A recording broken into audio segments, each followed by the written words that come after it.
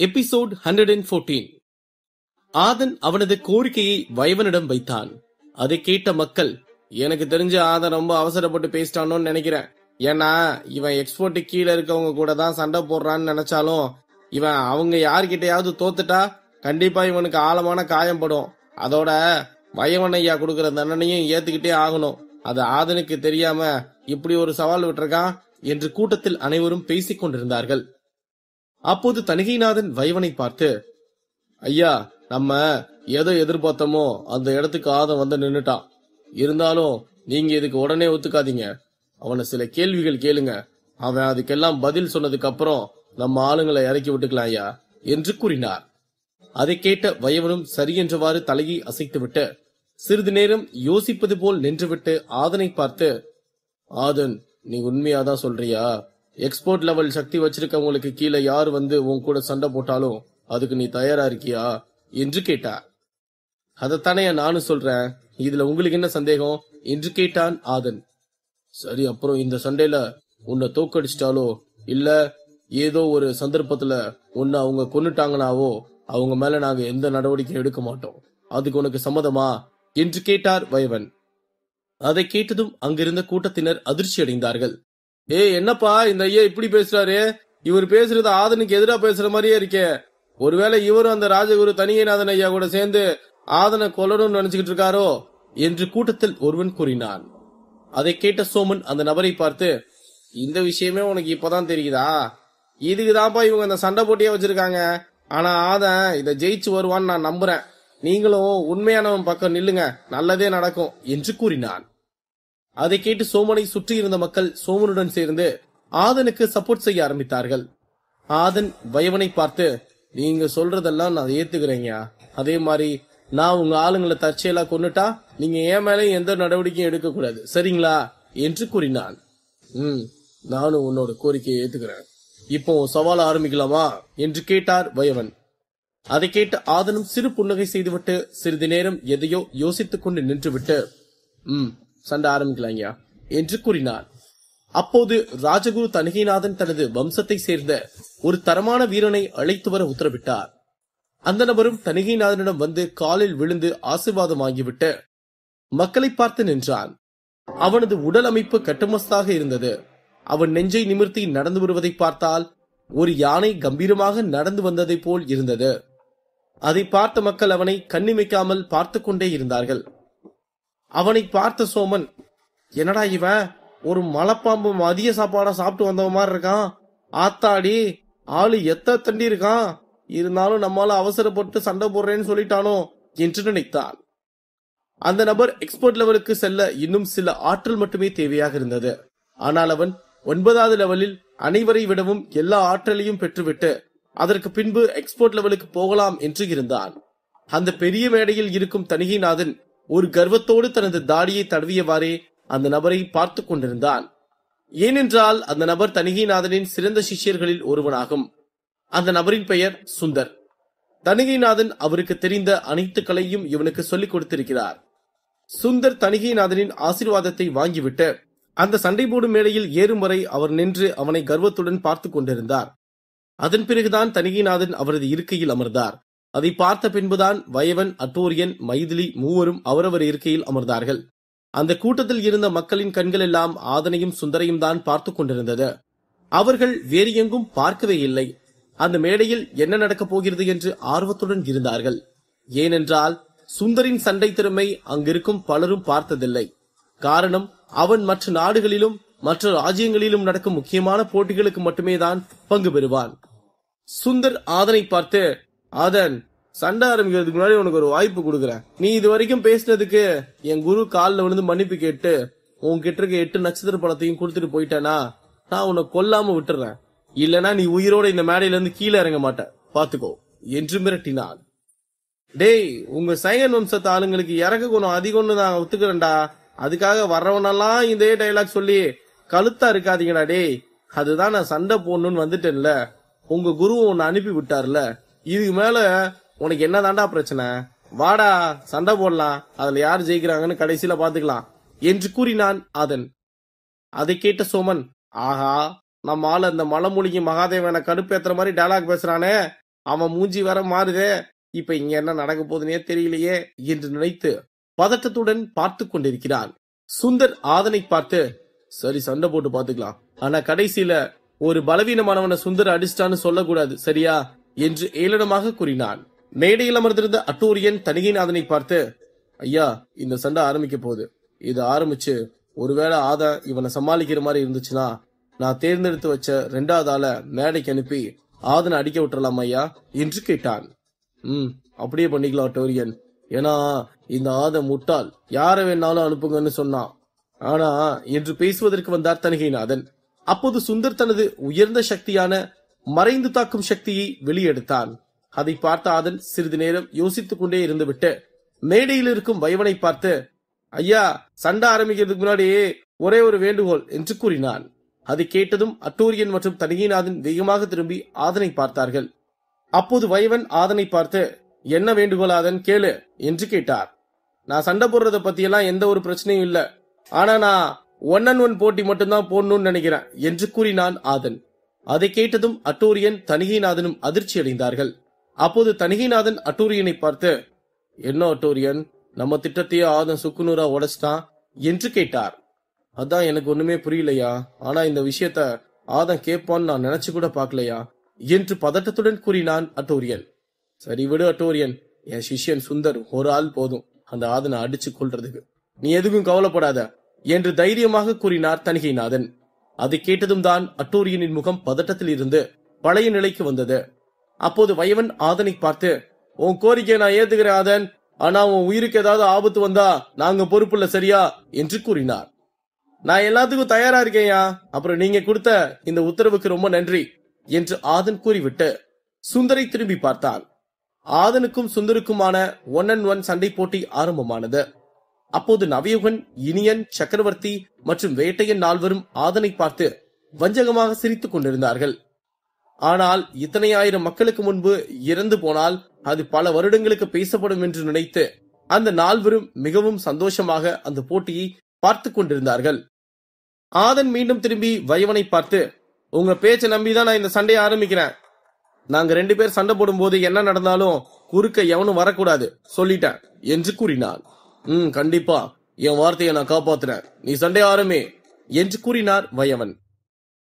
ஓஹோ, இதுதான் நம்ம ஆதனோட திட்டமா, இது நல்லா இருக்கே. ஏன்னா இவன் ஒருத்தன் கூட சண்டை போட்டுட்டு இருக்கும்போது இன்னொருத்தன் வந்து அடிச்சா கண்டிப்பா அவன் இறந்து போறதுக்கு வாய்ப்பு இருக்கு. ஆனா இப்படி 1-on-1 போட்டி நடக்கிறதால ஆதன் அவனோட முழு கவனத்தையும் ஒருத்தன் மேல வச்சு அடிச்சான்னா அவனுக்கு எதிரில் நிக்கிறவன் அவுட் ஆகிறது நிச்சயம். அப்போது ஆதனுக்கு எதிரில் நின்று கொண்டிருந்த சுந்தர், டேய் என்னடா இந்த போட்டி என்னமோ 3 மணி நேரம் நடக்கிற மாதிரி ஏதாவது ஒண்ணு கேட்டுக்கிட்டே இருக்க, உனக்கு சாவுக்கான நேரம் வந்துருச்சு, அதுவும் என் கையில தான் உன் உயிர் போக போகுது, இது தெரியாம கண்ட விஷயம் எல்லாம் பேசிட்டு இருக்க, உன்னால அடிக்க நான் ஒருத்தன் போதாதா என்று திமிராக கூறினான். சரிவா சண்டை போட்டு பாத்துக்கலாம், யார் யாரோட கையில சாகுறாங்கன்னு என்று கூறினான் ஆதன். அதை கேட்டதும் சுந்தருக்கு கோபம் வந்தது. அவன் சக்தியை பயன்படுத்தி ஆதனை தாக்கினான். அந்த சக்தி வருவதை பார்த்த ஆதன் எந்த ஒரு சக்தியும் வெளிப்படுத்தாமல் அப்படியே நின்று கொண்டிருந்தான். அப்போது சுந்தரின் சக்தி வந்து ஆதனை அடித்து அந்த மேடையில் இருந்து கீழே தூக்கி எறிந்தது. அதை பார்த்த சோமன் மனம் பதறியது. ஆனால் மற்றொரு மேடையில் இருந்த அட்டூரியன், மைதிலி மற்றும் தணிகைநாதனும் அந்த மேடைக்கு கீழ் நின்று கொண்டிருந்த நவயுகன் மற்றும் 3வரும் சந்தோஷமாக சிரித்தார்கள். அதை பார்த்த ஆதன் சிறு புன்னகை செய்துவிட்டு மீண்டும் வந்து சண்டை போடும் மேடைக்கு ஏறினான். அப்போது அந்த சுந்தர் ஆதனை ஏளனமாக பார்த்துவிட்டு, இவன் பேசின பேச்சுக்கு ஒரு அரை மணி நேரமாவது சண்டை போடுவான்னு நினைச்சேன், ஆனா இவன் 2-3 அடியிலேயே செத்துருவான் போல இருக்கே என்று நினைத்து ஆதனை தப்பாக எடை போட்டான். என்னடா ரொம்ப வாய் பேசினானே, இப்ப ஒரே அடியில கீழே விழுந்துட்டானே, இவனை ஈஸியா கொன்றலான்னு நினைச்சிட்டு இருக்கியாடா என்று கேட்டான் ஆதன். அப்போது சுந்தர் ஏதும் பேசாமல் தனது வஜ்ரா சக்தியை எடுத்து ஆதனை தாக்கினான். அதை பார்த்த ஆதன், மலை நடுக்க முத்திரை மேக்சிமம் என்று கத்தினான். அத்துடன் சேர்த்து 1000 ஈட்டி சக்தியும் வந்து சுந்தரை தாக்க சென்றது. அந்த இடமே அதிர ஆரம்பித்தது. அதை பார்த்த சுந்தர் சற்று விடவெடுத்து போனான். அப்போது சுந்தரின் வஜ்ரா சக்தியும் ஆதனின் மலை நடுக்க முத்திரையும் மற்றும் 1000 ஈட்டி சக்தியும் சேர்ந்து வந்து அவனது வஜ்ரா சக்தியின் மீது மோதியது. அப்போது அங்கு ஒரு 10 இடிகள் ஒன்றாக விழுந்தது போல சத்தம் கேட்டது. இருப்பினும் மக்கள் கண்ணிமைக்காமல் கவனம் சிதறாமல் அந்த இருவரையும் பார்த்து கொண்டே இருந்தார்கள். ஆதனும் தாக்கினான், மறுபக்கம் இருந்து சுந்தரும் தாக்கினான். இருவரும் வலுவாக தாக்கிக் கொண்டிருந்தார்கள்.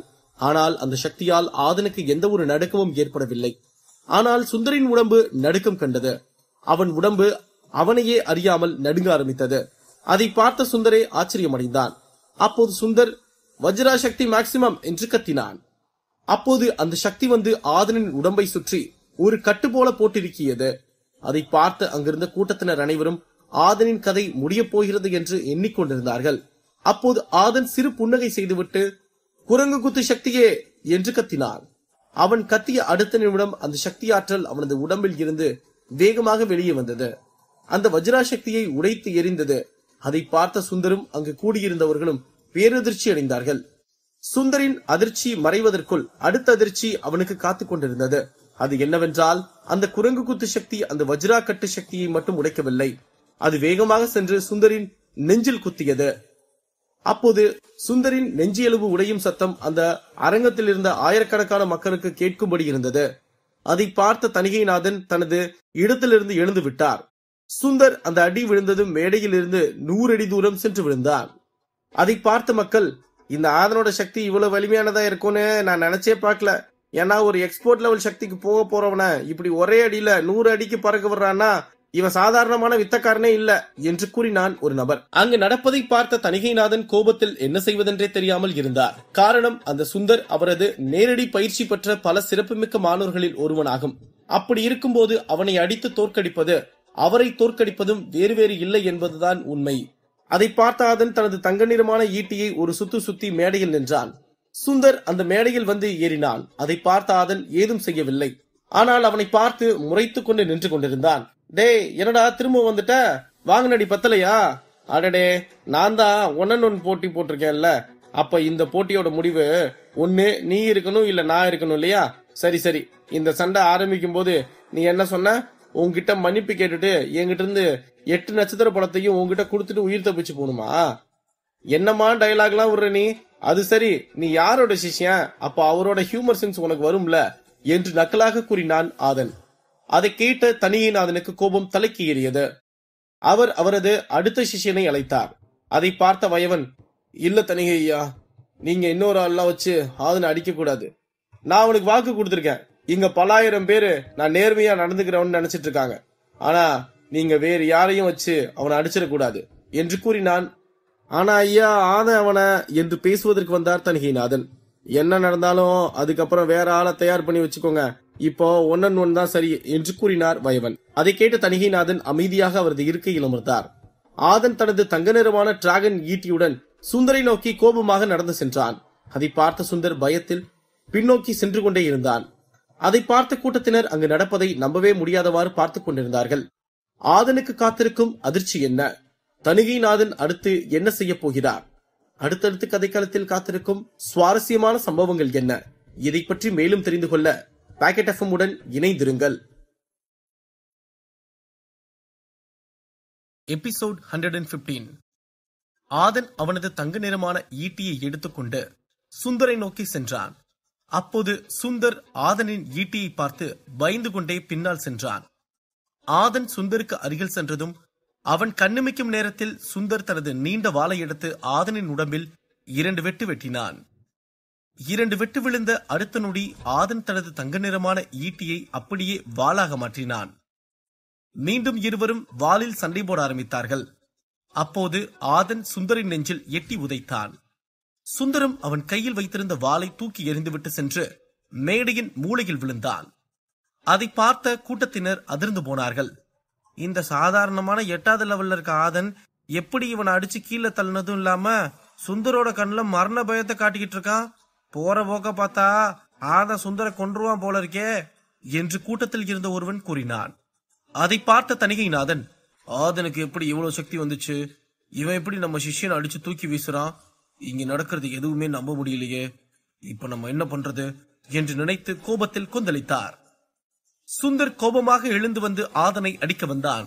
அப்போது ஆதன் தனது வாளை தங்க நிறமான ஈட்டியாக மாற்றி அவனது தொண்டையில் சொருகி அப்படியே அவனை கீழே விழுக வைத்தான். அதை பார்த்த மேடையில் இருந்த தணிகைநாதன் தனது இருக்கையில் இருந்து எழுந்து நின்றார். அவரைத் தொடர்ந்து அட்டோரியன், மைதிலி, வயவன் என்று 3 பேரும் அதிர்ச்சியுடன் எழுந்து நின்றார்கள். அது மட்டுமின்றி அந்த மேடைக்கு கீழ் நின்று கொண்டிருந்த நவயுகன், சக்கரவர்த்தி, இனியன் மற்றும் வேட்டையன் நால்வரும் அதிர்ச்சி அடைந்தார்கள். அவர்கள் ஆதனை பார்த்துவிட்டு திரும்பி தணிகைநாதனை பார்த்தார்கள். ஏனென்றால் சுந்தர் அவரது நேரடி பயிற்சி பெற்ற மாணவன். அவனை ஆதன் சிறிது நேரம் மட்டுமே சண்டை போட்டு எளிதாக கொன்றுவிட்டானே என்று அதிர்ச்சியாக பார்த்து கொண்டிருந்தார்கள். அந்த சண்டை நடக்கும் மேடைக்கு கீழ் இருந்த வயமான் தனது உயிர் தப்பித்தால் போதும் என்று எழுந்து ஓடிவிட்டான். அதை பார்த்த மக்கள் அவனை கைகாட்டி சிரித்தார்கள். எப்பா சோமனே, நீ சொன்னது சரிதான்ப்பா. ஆதன் 8வது லெவல் சக்தி வச்சிருக்கனா இருக்கலாம். ஆனா அவன் சுந்தர கொன்னுட்டான்னா அவன் ஆற்றல் ரொம்ப அதிகதான்ப்பா என்று கூறினான் கதிரவன். அதை கேட்டு சோமன் ஆமென்றவாறு தலையசைத்தான். அதன் பிறகு ராஜகுரு ராயனின் சிஷ்யர்களில் மூத்த சிஷ்யனான ஒருவன், ஆதனோட ஈட்டி சண்டை ரொம்ப ஆபத்தானது. அதுக்கு எதிராக சண்டை போடுறவன் எவனா இருந்தாலும் கடைசி கட்ட வரும்போது அவன்கிட்ட சரண்டர் ஆகிறது தான் நல்ல விஷயமா இருக்கும் என்று கூறினான். மறுபக்கம் ஏதோ கண்ணாடி உடையும் சத்தம் கேட்டது. அதை கேட்டதும் அந்த ஆயிரக்கணக்கான மக்களும் திரும்பி பார்த்தார்கள். அங்கிருந்த பெரிய மேடையில் அலங்காரம் செய்யப்பட்டிருந்த பெரிய கண்ணாடி தான் உடைந்திருந்தது.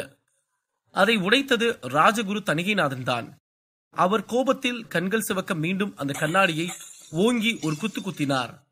அப்போது அந்த கண்ணாடியில் இருந்து கொஞ்ச நஞ்ச விரிசலும் உடைந்து சுக்குநூறாக போனது. ஆதன் எந்த ஒரு உணர்ச்சியும் காட்டிக்கொள்ளாமல் திரும்பி வயவனை பார்த்து நின்றான். அப்போது தணிகைநாதன் ஆதனை பார்த்து, நீ ஆளை கொன்னுட்டியா? இதனால நம்பவே முடியல என்று கண்கள் சிவக்க நின்று கொண்டிருந்தார். ஆதன் தனது தங்க நிற ஈட்டியை மீண்டும் ஒருமுறை சுழற்றி சுந்தரின் நடுநெஞ்சில் குத்திவிட்டு தணிகைநாதனை பார்த்து, ஐயா, இது 1-on-1 போட்டி. இதுல ஒண்ணு அவன் ஜெயிக்கணும், இல்ல நான் ஜெயிக்கணும். அதாவது ஒண்ணு நான் சாகணும், இல்ல அவன் சாகணும். அதான விதிமுறை. அவனும் அவனோட முழு சக்தியை பயன்படுத்தினான், நானும் என் முழு சக்தியை பயன்படுத்தினேன். பாவம், அவன் செத்துட்டான், நான் தப்பிச்சிட்டேன். அப்புறம் ஐயா, நீங்க இதை ஏத்துக்க மாட்டீங்கன்னு சொல்ல முடியாது. ஏன்னா அந்த சண்டைய வயவன் ஐயா கிட்ட கேட்டு உத்தரவு வாங்கிட்டு தான் சண்டையே போட்டேன் என்று கிண்டலாக கூறினான். ஒத்துக்கிறேன், நீ சொன்னதெல்லாம் ஒத்துக்கிறேன். ஆனா இது ஆரம்பம்தான், இது இன்னும் முடியல என்று தணிகைநாதன் ஆதனை பார்த்து கூறிவிட்டு சைகன் வம்சத்து படை வீரர்களை பார்த்து, சைகன் வம்சத்து படை வீரர்களே, உங்கள யார் வந்து ஆதம் கூட போட்டி போடுறதுனாலும் போடலாம். நீங்க இவனை கொண்டுட்டு வந்தா நீங்க கனவுல கூட நினைச்சு பார்க்காத பரிசுகளை உங்களுக்கு அள்ளி கொடுக்கிறேன் என்று அறிவித்தார். அதை கேட்டு அந்த படை வீரர்கள் அனைவரும் எந்த ஒரு பதிலும் சொல்லாமல் அமைதியாக இருந்தார்கள். ஏனென்றால் தணிகைநாதனின் நேரடி பயிற்சி பெற்ற சுந்தரே தொண்டையில் ஈட்டி இறங்கி இறந்திருக்கிறான் என்றால் அந்த படை வீரர்கள் யார் சென்றாலும் மரணம் நிச்சயம் என்பது அங்கிருந்த அனைவருக்கும் தெரியும். அதனால் அங்கிருந்தவர்கள் தலை குனிந்தவாறே நின்று கொண்டிருந்தார்கள். அதை பார்த்த தணிகைநாதனுக்கு கோபம் மேலும் அதிகமானது. அவர் அப்படியே திரும்பி அட்டோரியன் தேர்ந்தெடுத்து வைத்திருந்த நால்வரை பார்த்தார். அவர்களும் கண்ணில் மரண பயத்துடன் தலையை கீழே குனிந்தவாறு நின்று கொண்டிருந்தார்கள். ஏனென்றால் அவர்களில் ஒருவன்தான் வயமான். அவனே தப்பித்தால் போதும் என்று தப்பித்து ஓடியதை பார்த்த பிறகு இவர்கள் நால்வரும் ஆதனுடன் சண்டை போடுவதற்கு பயம் அதிகமானது. தணிகைநாதன் அப்படியே திரும்பி அவரது 2வது நேரடி சிஷ்யனை பார்த்து, டேய், நீயாவது அவன்கிட்ட போய் சண்டை போடுறா. நீ அவனை கொன்னுட்டு கூட வர வேண்டாம், ஜெயிச்சுட்டு வந்தா கூட உனக்கு ராஜவம்சத்துல முக்கிய பொறுப்பு கொடுக்கிற என்று கோபமாக கூறினார்.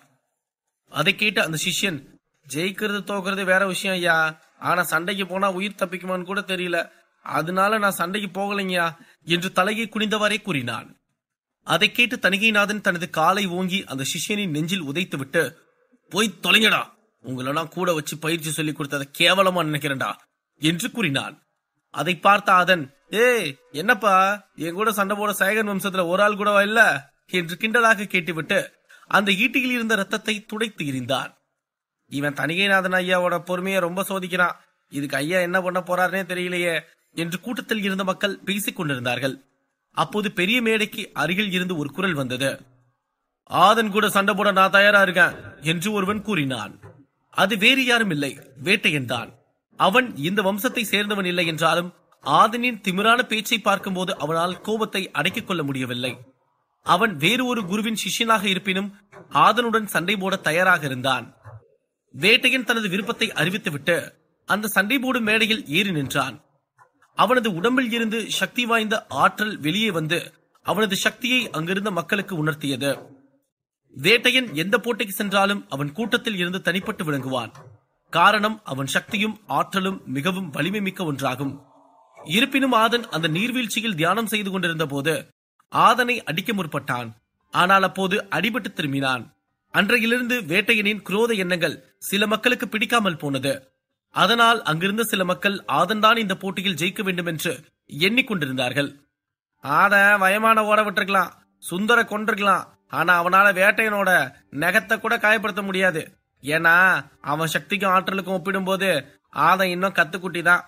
அதனால இந்த சண்டையில வேட்டையன் தான் ஜெயிப்பான்னு நினைக்கிறேன் என்று கூறினான் கூட்டத்தில் இருந்த ஒருவன்.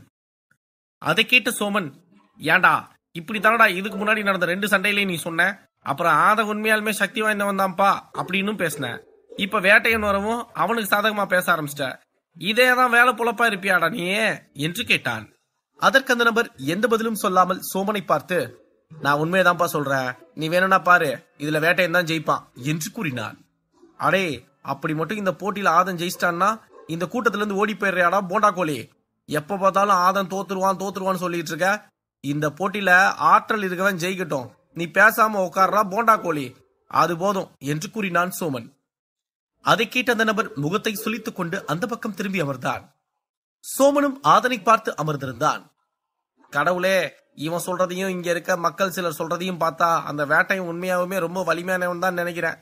ஆனா என்ன இருந்தாலும் இந்த போட்டியில ஆதன் தான் ஜெயிக்கணும் என்று நினைத்தான் சோமன்.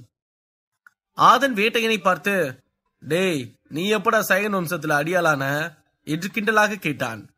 டேய், நீ எக்ஸ்போர்ட் லெவல் கம்மியா இருக்க யார வேணாலும் இந்த போட்டிக்கு வரலாம் தானே சொன்ன, ஏன் என் கூட சண்டை போட பயமா இருக்கா என்று ஏளனமாக கேட்டான் வேட்டையன்.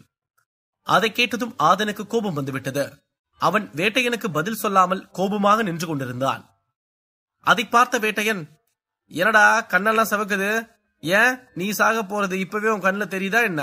அப்படி தெரிஞ்சா அவனுக்கு ஒரு வாய்ப்பு கொடுக்குறேன், நீ என் காலில் விழுந்து உயிர் பிச்சை கேளு, உன்னை மன்னிக்கலாமா வேணாமான்னு நான் முடிவு பண்றேன் என்று கிண்டலாக கூறினான்.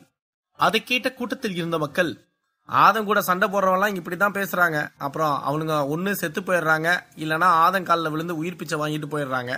இதுதான் இப்ப வரைக்கும் நடந்திருக்கு.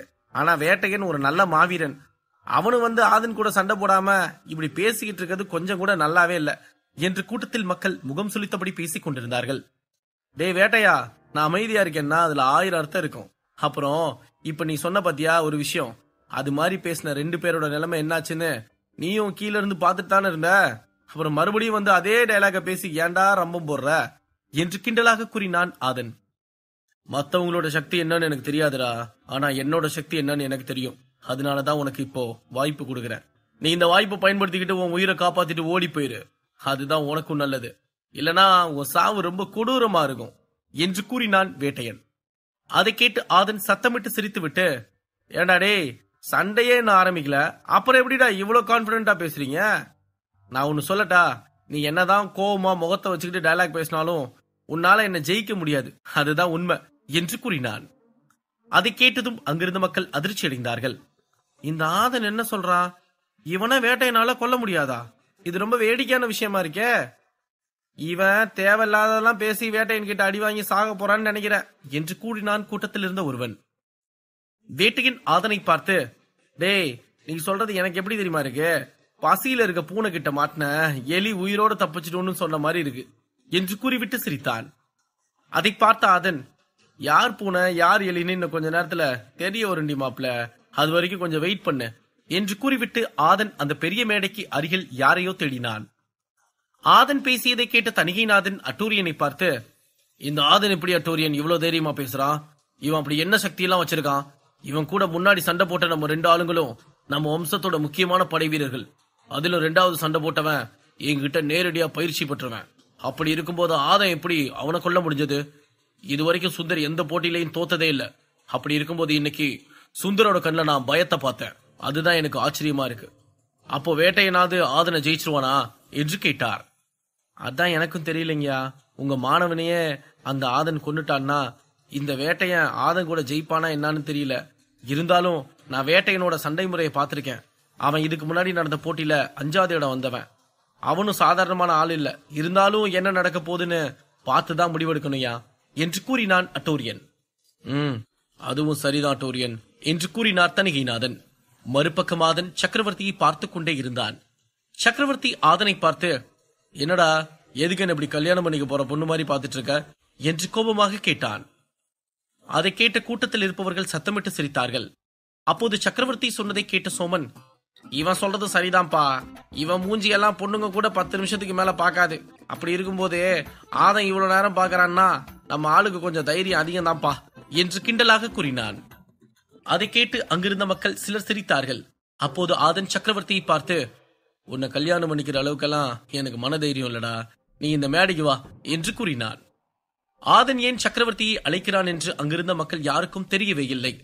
அவர்கள் குழப்பத்துடன் ஆதனையும் சக்கரவர்த்தியும் பார்த்துக் கொண்டிருந்தார்கள். சக்கரவர்த்திக்கும் ஆதன் ஏன் மேடைக்கு அழைக்கிறான் என்று தெரியவில்லை. இருப்பினும் அவனும் வேகமாக சண்டை போடும் மேடைக்கு சென்று ஆதனை பார்த்து, எதுக்குடா என்ன இங்க வர சொன்ன என்று முகத்தை சுளித்தவாறு கோபத்துடன் கேட்டான். இந்த மேடைக்கு எதுக்குடா உனக்கு கூட போறேன், உன் கூட சண்டை போடுறதுக்கு தான். இது கூட உனக்கு தெரியாது, அவ்வளவு தத்தியா நீ என்று கிண்டலாக கேட்டான் ஆதன். அதை கேட்டு அங்கிருந்த அனைவரும் குழப்பமடைந்தார்கள்.